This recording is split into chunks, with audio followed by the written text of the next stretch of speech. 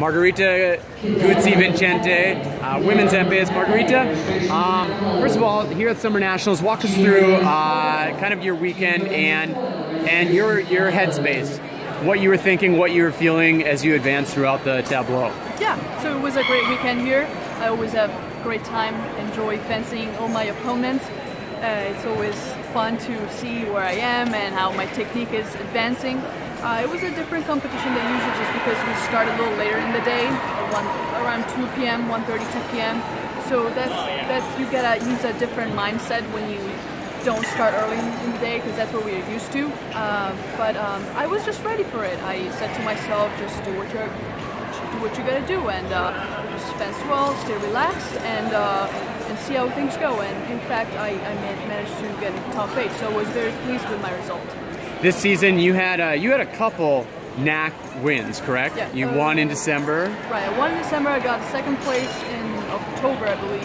Yeah, so. And then a strong top 8 finish here at Summer Nationals. Yes. You know, right now you're out of, I guess, the heavy competitive fencing on an international phase. It's post NCAA career at Penn State. Where are you in your fencing, and you know, what does your training look like at this stage? Right, as I've said probably in the previous interview, I'm a green card holder, so I'm a permanent resident, but my green card unfortunately doesn't allow me to compete internationally, which means I can only do domestic events. So I'm only stuck with NACs basically. I cannot do any World Cups, I cannot go abroad and fence for the US. So my training really focuses on really improving my game here for domestic events right now, till I become a US citizen, and then I'll be able to go abroad and fence internationally. So you were saying, how do you train these days? Well, my training now is new, is different. So I recently moved from the DC area to now Wisconsin, and so I have a new coach for now. His name is Abbas Fadel, and he's from Egypt. He's a great guy, and he's really teaching me a new style, and new game, a new mentality, and I'm really appreciative of that. Now, with that move, with that kind of green card process, you're pursuing medical school, but you're also you're engaged to be married. I'm engaged to be married. That's right. So August 27th, that's a big day. In Washington D.C., I'm getting married to Robert, who's a wonderful, actually, medical student, super bright.